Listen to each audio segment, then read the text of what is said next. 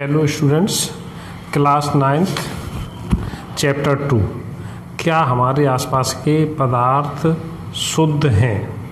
Is matter around us pure? आज हम इस चैप्टर की परिचर्चा करेंगे। तो इस चैप्टर में हम इससे पहले हम चैप्टर में हम पदार्थ के बारे में जान चुके हैं कि कोई भी द्रव्य जो स्थान गिरता है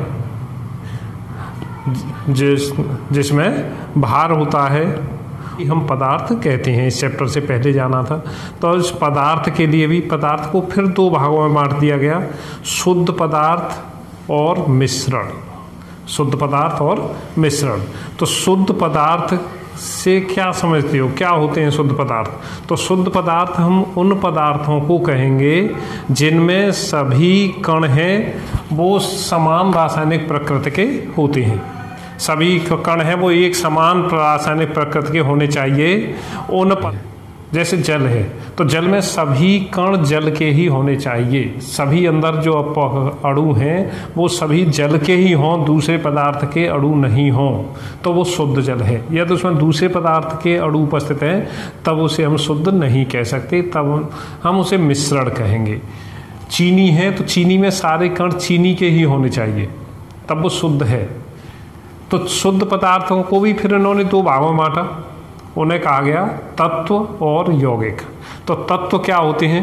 तत्व समान रासायनिक गुण वाले, जिनके अंदर तत्व जो होते हैं वो एक ही प्रकार के गुणों वाले पदार्थ हैं। एक ही ये तत्व का मूल रूप होते हैं और एक ही प्रकार के जिन्हें और अधिक सरल पदार्थों में विभाजित नहीं किया जा सकता, उन सभी पदार्थों को तत्व कहते हैं। तत्व क्या होते हैं? तत्व पदार्थ का मूल रूप होते हैं और इन्हें और अधिक सरल पदार्थों में विभाजित नहीं किया जा सकता। ऐसे पदार्थों को हम शुद्ध पदार्थ वो सरल तत्व कहते हैं। एलिमेंट्स कहेंगे इंग्लिश में। Hydrogen, oxygen, nitrogen, sodium, potassium, इस तरह के ये एलिमेंट्स होते हैं। ऑक्सीजन, ये तत्व हैं, इन्हीं को हम तत्व बोलते हैं। ये सभी तत्व हैं।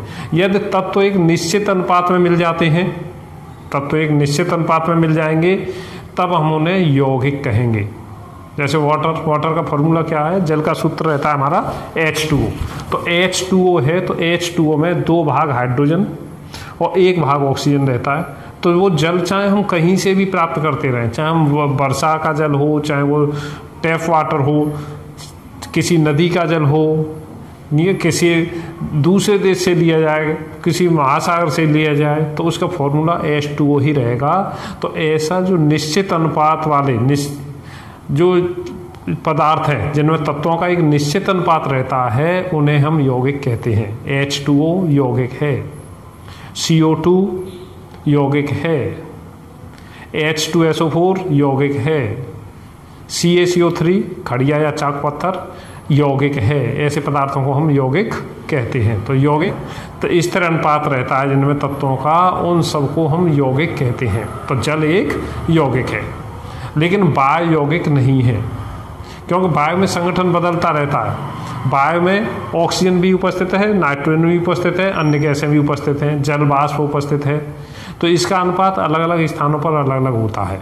कहीं पर मान लीजिए बरसात का सीजन है तो वहाँ पर जल की मात्रा अधिक हो जाएगी उसके अंदर वायु में, तो वहाँ अनुपात बदल जाता है। इसलिए वायु मिश्रण होता है, यौगिक नहीं होता।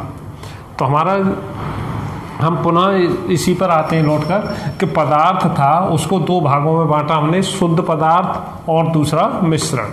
तो शुद्ध पदार्थ में सभी कण समान रासायनिक प्रकृति के होते हैं। इन्हें तत्व या यौगिक भी कह सकते हैं। जल है, चीनी है, ये सब शुद्ध पदार्थ में आते हैं।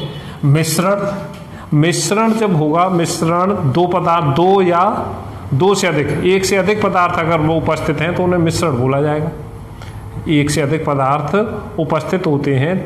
हमने पानी में बालू डाल दी तब भी वो मिश्रण है। पानी में बालू भी डाल दी, चीनी भी डाल दी, नमक भी डाल दिया, और भी कोई तेल डाल दिया, कुछ भी अन्य पदार्थ डाल दिया, तब ये सारे पदार्थ क्या कहलाएंगे? मिश्रण। तो मिश्रण को भी 2 भागों में बांटा जाता है। विषमांगी और समांगी मिश्रण दो प्रकार के होंगे। विषमांगी और समांगी मिश्रण किसे कहते हैं? जिसमें एक से अधिक पदार्थ उपस्थित हैं लेकिन उनका निश्चितता नहीं होती कि कितना उपस्थित है, किस मात्रा में, कोई निश्चितता नहीं होती है, तब हम उनसे मिश्रण कहते हैं। मिश्रण दो प्रकार के होते हैं, एक विषमांगी और दूसरा समांगी। तो विषमांगी मिश्रण को हमने दो भागों में बांट दिया है, एक निलंबन और एक कॉलॉइड। निलंबन क्या होते हैं? निलंबन यदि हम पानी में बालू डाल दें तो हमें बालू के कण दिखाई देने लगते हैं, और इसे अगर हम रख देते हैं तो बालू के कण सेपरेट हो जाएंगे, नीचे बैठ जाते हैं। तो ऐसा जो मिश्रण बनेगा वो निलंबन कहलाएगा, उसे सस्पेंशन या निलंबन कहेंगे। इसीलिए कुछ हम दवाओं की बोतलों पर लिखा देखते हैं, शेक वेल बिफोर यूज। उसे दवा को प्रयोग करने से पहले उसे हिलाइए। तो हिलाने का कारण क्या रहता है? उसके कण नीचे बैठ जाते हैं तो वो पूरे में मिश्रित हो जाएंगे। तो ऐसे जो इनके कणों को हम देख सकते हैं आँख से, वो निलंबन कहलाते हैं। जैसे रेत और जल का मिश्रण है, मतलब पानी में बालू डाल दी जाए तो हमें निलंबन प्राप्त हो जाएगा। दूसरा कॉलॉइड या कॉलॉइडल सॉल्यूशन क्या होते हैं? कॉलॉइडल होते हैं जैसे गोंद को पानी में घोल दें तो हमें एक लिसलिसा सा पदार्थ प्राप्त होगा जिसे हम छान नहीं सकते आसानी से फिल्टर पेपर से, और उसमें सामान्य से पेपर से उसके छाना नहीं जा सकता। इसके कण निलंबन से तो छोटे होते हैं लेकिन विलयन से हमें विलयन में जो कण होते हैं उनसे बड़े होते हैं। तो कॉलॉइडल कैसे हैं? निलंबन से छोटे कण होते हैं इसके अंदर। इनके कणों का आकार 1 नैनोमीटर से 1000 नैनोमीटर के मध्य रहता है। ऐसे पदार्थ, लेकिन ये आंख से नहीं दिखाई देते ऐसे कण, तब हम इसे कॉलॉइडल कहेंगे। कॉलॉइडल दूध है, कॉलॉइडल है। हमारा रक्त है, कॉलॉइडल है।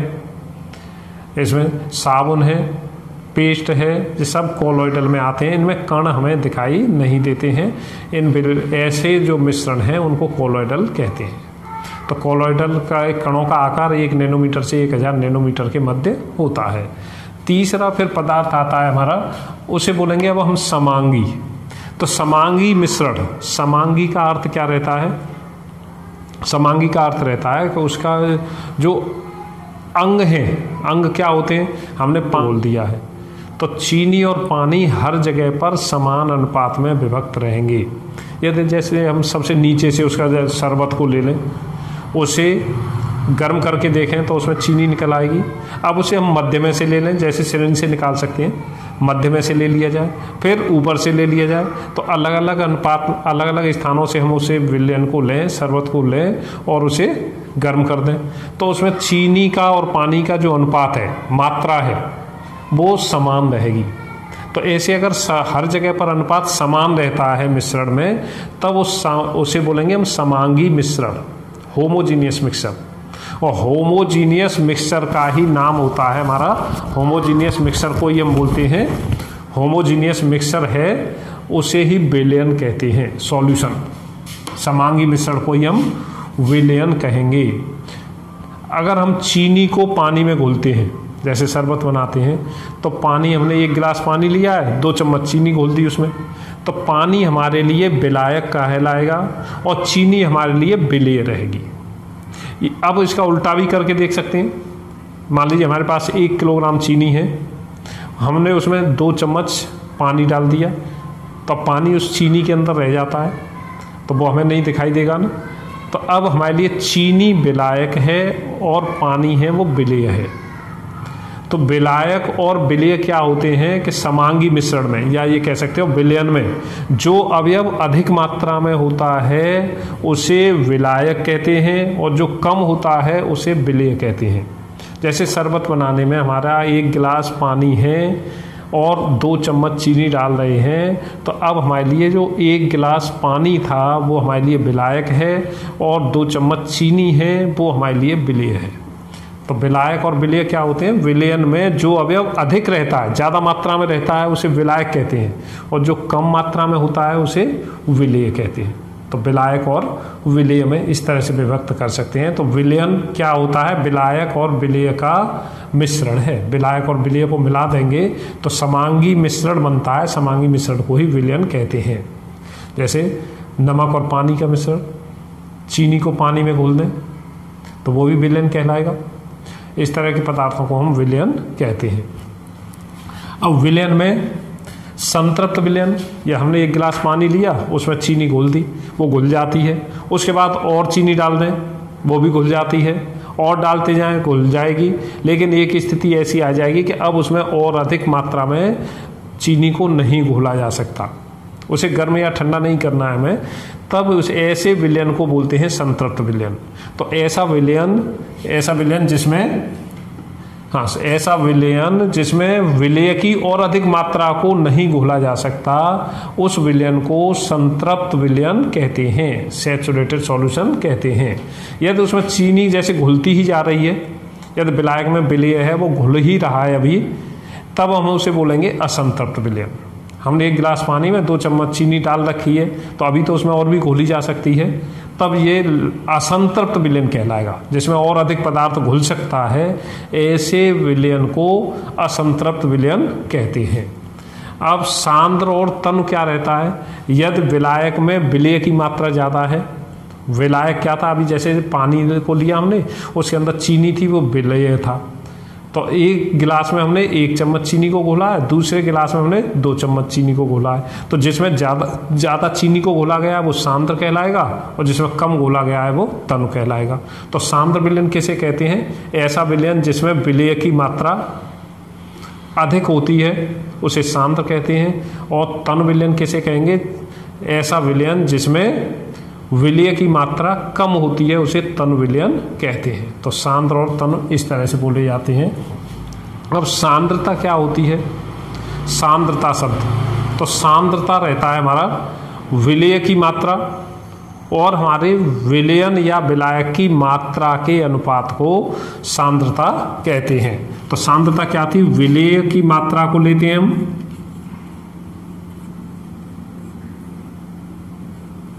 विलेय की मात्रा, और नीचे विलयन या विलायक,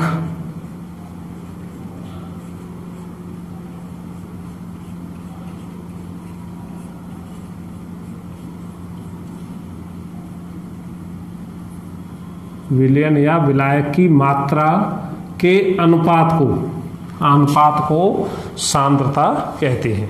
तो सांद्रता को हम प्रतिशतता में निकाल सकते हैं। मोलरता आगे के क्लासों में हम इन्हें पढ़ेंगे कि मोलरता क्या होती है, मोलरता क्या होती है। तो सांद्रता के लिए, इसके लिए द्रव्यमान प्रतिशतता निकालनी है, तो विलेय का द्रव्यमान और नीचे विलयन का द्रव्यमान दिया जाएगा। यदि 100 भागों में निकालना है तो × 100, तो द्रव्यमान प्रतिशतता हो जाएगी। अगर हम इसे आयतन में लेते हैं दोनों को, तब आयतन प्रतिशतता हो जाएगी। हमें आयतन प्रतिशतता, द्रव्यमान प्रतिशतता, इस तरह से हम निकालते हैं इनके लिए। अब किसी मिश्रण से उसके अवयवों को कैसे पृथक करते हैं? अब ये टॉपिक आता है, किसी मिश्रण से उसके अवयवों को कैसे पृथक करते हैं। तो मिश्रण से अवयवों को पृथक करने के लिए हमें अलग अलग, जैसे हमारे पास शरबत है तो उसे चीनी को अलग करना है। शरबत समझते हो, चीनी को पानी में घोल दिया गया है, उन्हें अलग करना है। तो उसे अलग करने के लिए अब हम उसे गर्म कर दें, गर्म करने रखते हैं तो उसमें से जल उड़ जाता है, हमारा वाष्पीकरण हो जाता है और चीनी अलग रह जाती है। यदि हमें जल को भी प्राप्त करना है तो उसे हम ठंडा कर लें, उसकी वाष्पों को इकट्ठा कर लें, तो वाष्पें इकट्ठी होकर के पुनः जल बना देंगी, और चीनी क्योंकि उसका वाष्पीकरण नहीं हुआ वो उस बर्तन में रह जाएगी। तो चीनी और पानी को हमने अलग कर लिया। ये विधि हमारी वाष्पीकरण विधि कहलाती है। अब मान लीजिए हमने तेल को और पानी को मिला दिया है, अब उन्हें कैसे अलग करेंगे? यदि हम उन्हें छानते हैं तो छानने पर तो वो दोनों ही छन जाएंगे, तो इनके ताप अलग अलग होते हैं। मान लीजिए इनके लिए अलग अलग ताप हैं, तो हम इन दोनों को मिश्रण को गर्म करना शुरू कर देंगे, गर्म करने के लिए रख देंगे। गर्म करने पर और उसमें थर्मामीटर लगा देते हैं। तो पहले एक पदार्थ की वाष्प बनती है, थर्मामीटर से हमें पता लगता रहता है। तो उसे पहले एक पदार्थ की वाष्प बनेंगी, तो पहले एक पदार्थ की वाष्प बनती है, उन्हें एकत्रित कर लेते हैं। पुनः दूसरे पदार्थ की वाष्प बनेंगी, उन्हें एकत्रित कर लेंगे। एक एक करके उन पदार्थों को अलग अलग कर सकते हैं, द्रवों को, ऐसा को। इसे हम आसवन विधि कहते हैं। अब मान लीजिए नमक और कपूर को मिला दिया जाए तो कैसे अलग करेंगे। तो नमक और कपूर को गर्म कीजिए तो कपूर, पिछले वीडियो में मैंने बताया था, पिछले चैप्टर में आप लोगों ने पढ़ा है कि कपूर का ऊर्ध्वपातन हो जाता है, कपूर सीधा उड़ जाता है। तो नमक और कपूर का मिश्रण है तो उसे गर्म करने रख दीजिए, उसके ऊपर एक उल्टा कीप लगा दीजिए, जिससे इस तरह से हमने इसे गर्म करने रख दिया है।